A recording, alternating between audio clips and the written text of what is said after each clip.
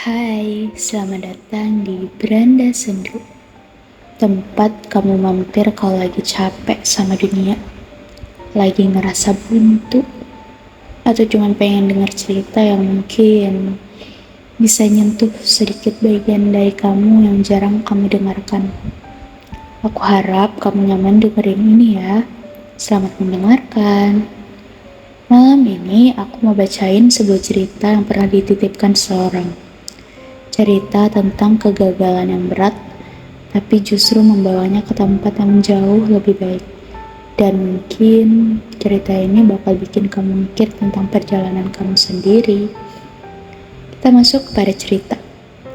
Ia bercerita begini. Aku ikut sebuah lomba besar yang aku impiin sejak kecil.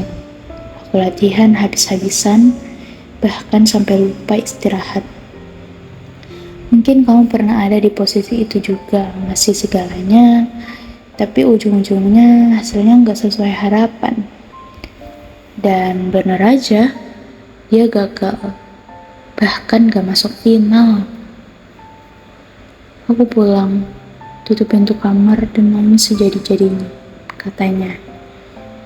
Bukan karena kalah, tapi karena aku ngerasa gak cukup. Coba kamu pikir sebentar, pernah gak kamu ngerasa capek, ngerasa nggak cukup padahal kamu udah berusaha keras? Kalau iya, kamu ngerti nih rasanya. Sejak hari itu, dia jadi takut nyoba lagi, takut gagal lagi, takut berharap lagi. Hari-hari setelah itu kosong. Aku pegang alat latihanku pun rasanya berat banget, katanya. Kadang setelah gagal, kita bukan cuma kehilangan kesempatan, tapi kehilangan diri sendiri.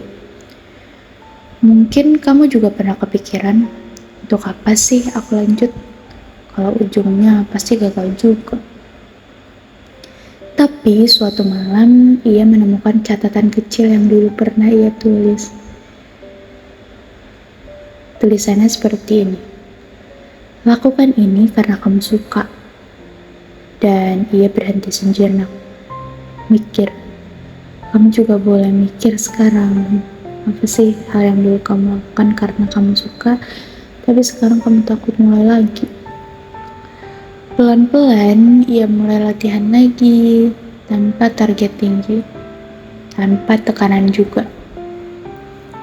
Rasanya kayak mulai dari nol, tapi aku nggak kejar hasilnya. Aku cuma pengen kembali menikmati. Ia berkata, aku akhirnya ikut lomba kecil. Gak terkenal, gak besar, tapi aku ikut tanpa beban. Coba bayangin kalau kamu mulai sesuatu tanpa ekspektasi, tanpa harus perfeksionis, tanpa mikir harus bagus. Enak kan? Dan di lomba itu, untuk pertama kalinya setelah lama sekali dia tampil dengan lepas, tanpa cemas, tanpa takut gagal.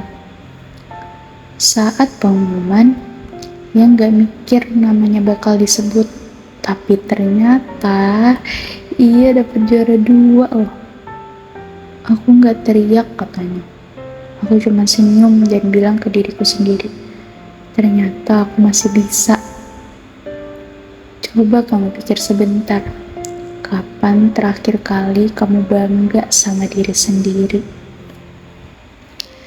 Di akhir ceritanya, ia bilang sesuatu yang dalam banget. Dari lomba kecil itu, aku dapat kesempatan besar, tawaran tampil, diajak gabung tim, hal yang dulu aku pikir cuma mimpi. Kadang ya, kegagalan itu adalah jalan memutar, bukan dinding buntu. Mungkin kamu juga lagi di jalur memutar itu sekarang. Mungkin kamu lagi ngerasa hidup gak adil.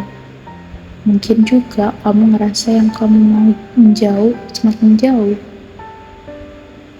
Tapi coba dengar sebentar. Kadang hasil datang bukan saat kita ngejar, tapi saat kita belajar tenang. Ia tutup ceritanya dengan kalimat sederhana tapi menenangkan. gagal kemarin ternyata bukan akhir, cuma sinyal kalau aku butuh waktu buat jadi lebih siap. Nah, cerita ini adalah cerita tentang jatuh, tentang patah, tentang bangun pelan-pelan, dan tentang hasil kecil yang terasa besar. Untuk kamu yang lagi dengerin ini, coba tanya deh ke diri kamu sebentar. Apa aku benar-benar gagal? Atau aku cuma lagi nyampe ke bagian yang berat? Beberapa mimpi butuh gagal dulu, supaya kita bisa melihatnya dari sudut yang lebih matang. Terima kasih sudah mampir di Beranda Sendu ya. Sampai jumpa di episode selanjutnya. Jaga hatimu baik-baik dan jangan buru-buru bilang kamu gak bisa ya.